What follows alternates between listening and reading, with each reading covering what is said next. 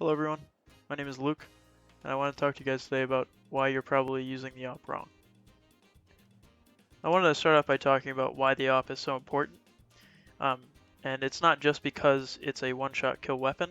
That seems kind of obvious, and that's not wrong on why it's so important, but another part that a lot of people miss is the ability it has to take map control. For those of you who don't know, Valorant, Counter-Strike, Rainbow Six Siege, games in that competitive shooter realm are all really at their core, they're about real estate. They're about map control. Usually the team, the attackers or the defenders, the team that gets the most map control and maintains it for the longest amount of time throughout the round is going to win the round statistically. And the op is so good at holding map control. For example, just an angle like this might seem very basic, but this allows me as an attacker, I can hold cat entirely, and also I can hold them from walking out mid. They can't push out mid without me knowing. I'm sure this isn't exactly optimal, but I think you guys get what I'm saying. And if you can see on my mini map in the top left, this kind of line, this slice that I'm taking out, kind of boxes in all the players mid. Everyone has to stay to the left side of that slice. Otherwise I'd see them and hopefully kill them. Next, I'd like to talk about how to use the op most effectively. Now, this might come as a shock to you, but taking peeks with the op is not always the best play to make.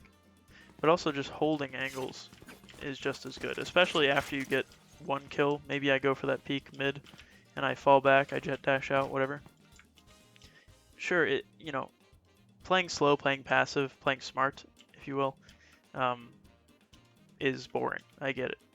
But don't be afraid to play passive sometimes. Don't be afraid to hold angles. I'd also like to talk about what separates a good op player from a great op player. I think a good op player is someone who can hit their shots.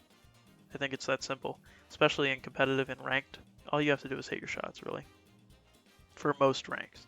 But whenever you start getting higher in the ranks, maybe you're really, really good with the op, you have to learn other skills with it. It's not just a point and click, quick scope, whatever.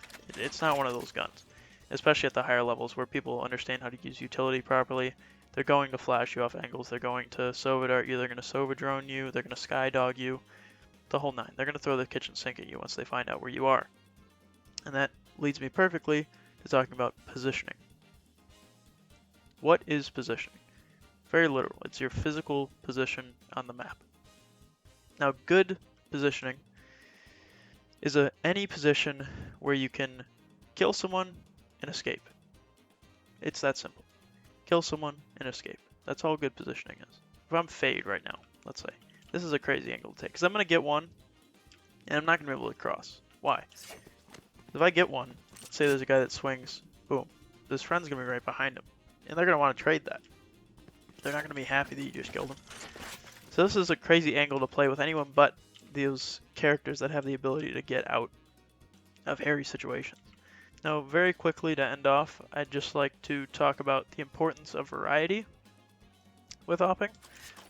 Now, this is something that I think a lot of players do unconsciously, but it's not something that I see a lot of people talk about, and it is something that is very important to opping. It's honestly, I would go as far as to say as this is the most important part of opping.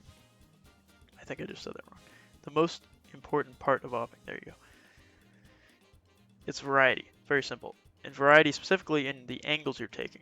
So if I peek tiles this round, maybe they jump spot, they see me, maybe even I shoot, whatever. They see me here, they know I have an op. The next round when I go for this peek, first of all, no one in the right mind is just going to peek this because I was just here with the op. They're probably going to flash you, they're probably going to throw whatever, they're going to throw the kitchen sink at you. Here at tiles. So it's just not a good fight to take. They know where you are. It's a very predictable position to play it twice. So maybe if you peek tiles, regardless if you get a kill or not, if they know that you're there, maybe the next round, we go peek A main. Go post up here or something. And I hold this angle while my team works up. That's not a bad play. But what you should never do is do the same thing twice, consecutively. I appreciate you guys for checking this video out. This isn't really my typical kind of video, but this is something I've wanted to do for a while, and it's something that I hope helped people. But I appreciate you checking it out, and if you enjoyed it, please give me a like, leave a comment if you want me to talk about anything else. Yeah, hope you guys have a good day. See you.